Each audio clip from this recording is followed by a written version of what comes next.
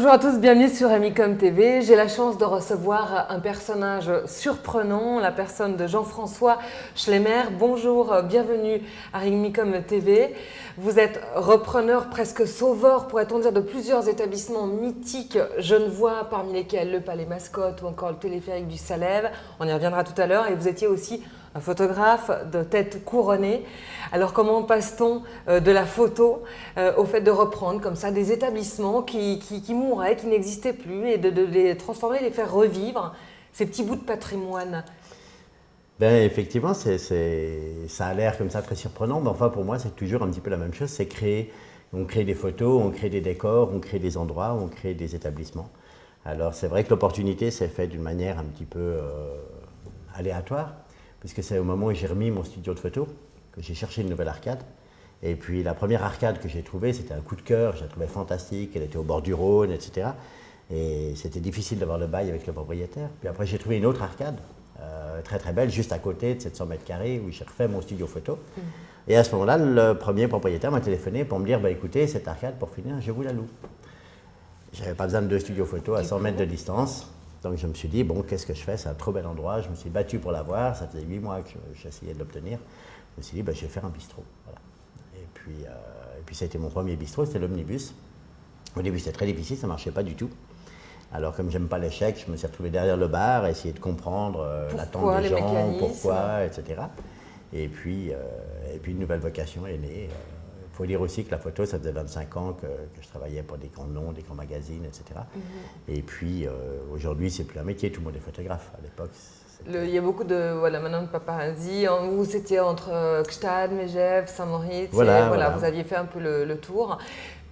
Donc vous êtes un peu un homme de challenge, parce que ça vous intéresse, ça, l'histoire quand même de sauver des lieux qui n'existent presque plus et qui font partie un peu du patrimoine genevois ou suisse. Oui, enfin, mon premier bistrot, l'Omnibus, c'était vraiment l'envie de refaire un bistrot comme on en démolit partout.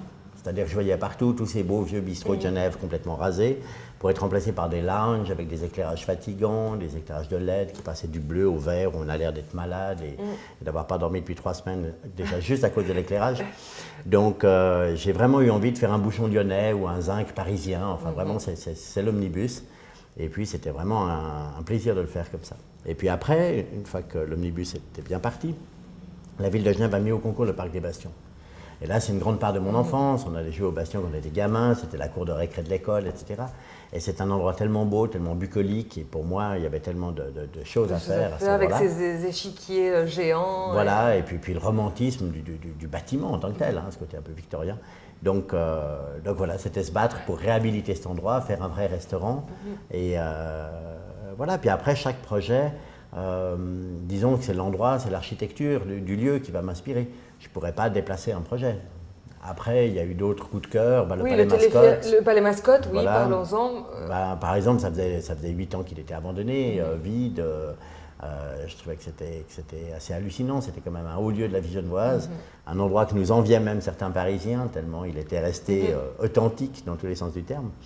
Et le refaire comme à l'époque, avec la même déco, les mêmes couleurs, etc. Le sauver, entre guillemets, oui. L'ambiance vraiment cabaret parisien, on s'y croirait à Paname. Complètement, mais avec le côté burlesque des cabarets parisiens. On a essayé de prendre du Palais Mascotte, de sauver le meilleur, parce qu'il y avait aussi des choses un petit peu plus tristounettes. Oui. Voilà, puis toujours sur la même lignée, le téléphérique du Salève, c'est un lieu qui était fermé depuis plusieurs années, qui a connu, je crois, 19 faillites. Donc ça, c'est un vrai challenge. Voilà, le téléphérique, pour ceux qui ne sont pas de Genève et environ, donc là, le Salève côté français, c'est la plus belle vue sur Genève, et c'est la plus belle vue parce que justement, on ne voit pas le Salève depuis le... Oui, c'est une manière de le voir. Effectivement, c'est même classé comme une des plus belles vues d'Europe, et c'est un site absolument extraordinaire, et un site très prisé des Genevois et des Français. On a vraiment une clientèle 50-50. Et voilà, mais c'est simplement... Oui, il a fallu le faire fonctionner aussi, que les gens viennent y manger, fassent le trajet en téléphérique et viennent remplir cette immense salle de restaurant. Voilà. L'idée aussi, c'était d'acheter une petite salle de séminaire, ce qui fait que du coup, on a beaucoup d'entreprises qui vont faire des conférences, des déjeuners séminaires, des choses comme ça. Et puis c'est un franc succès, c'est un bonheur. On vous doit beaucoup.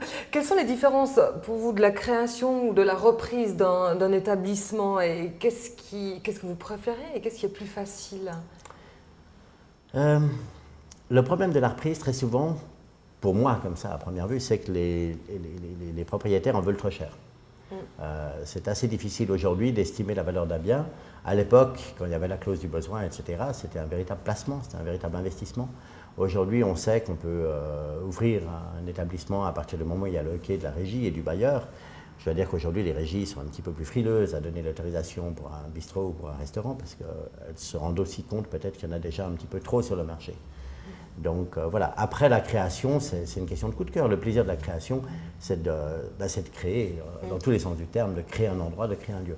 Dans la reprise, ça peut être très beau si l'établissement a déjà une tradition. Il y a des établissements à Genève qui devraient être classés, tellement ils sont un établissement comme le Lyrique. Aujourd'hui, la loi permettrait que le Lyrique devienne, ça doit rester un endroit accessible au commerce, mais ce serait quand même trop triste que ça devienne une banque avec des guichets et un bancomat. Donc je pense qu'au niveau du patrimoine genevois, il y a certains bistrots aujourd'hui qui devraient être beaucoup plus protégés qu'ils ne le sont. Sinon, après, on peut les créer ou les reprendre. C'est qu'une question d'approche. Est-ce que vous avez rencontré, vous, des difficultés financières, juridiques ou politiques dans vos différentes reprises aux créations? Non, politique en tout cas pas. Je pense quand même qu'on devrait rendre leur place aux cafetiers-restaurateurs. C'est le 4e employeur du canton. C'est des lieux de convivialité, c'est des lieux de vie, c'est des lieux d'échange et de rencontres. Et voilà, je pense qu'un café dans un quartier, c'est très important. Il ne faut pas le voir comme une source de nuisance. Il y a quelques années, Carouge est un lieu extrêmement prisé à cause de tous ces cafés, toute sa vie de nuit, etc.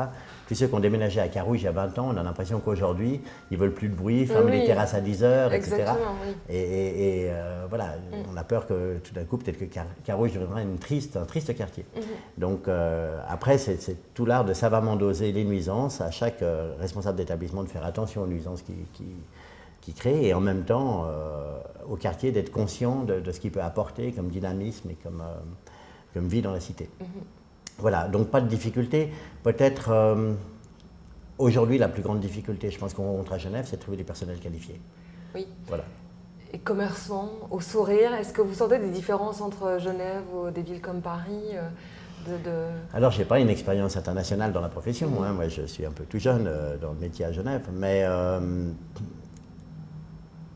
en tout cas, dans d'autres pays comme la France, les cafés sont extrêmement bien protégés au niveau du bail, au niveau de la transmission, au niveau de la valeur d'un commerce.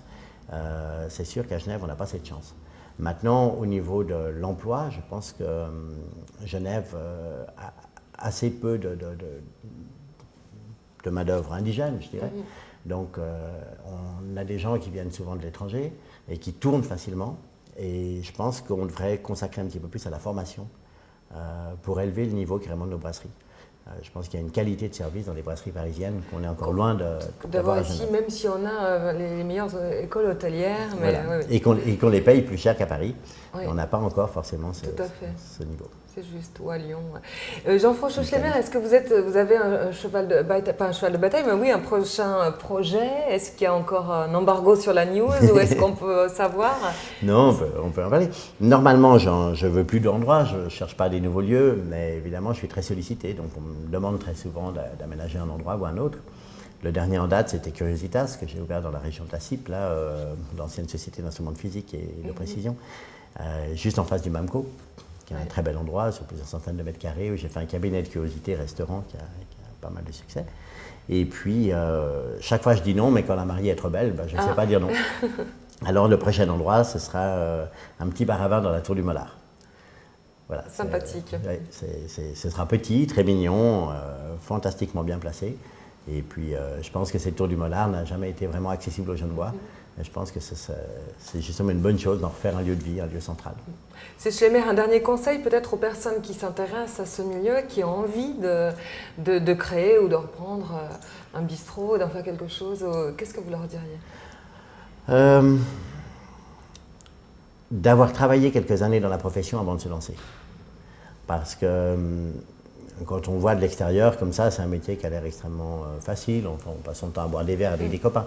Et puis les copains, le jour où on met un tiroir caisse, il n'y a plus de copains.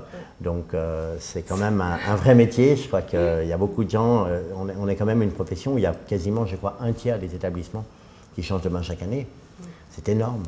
Et je pense qu'il y a un peu trop d'amateurisme.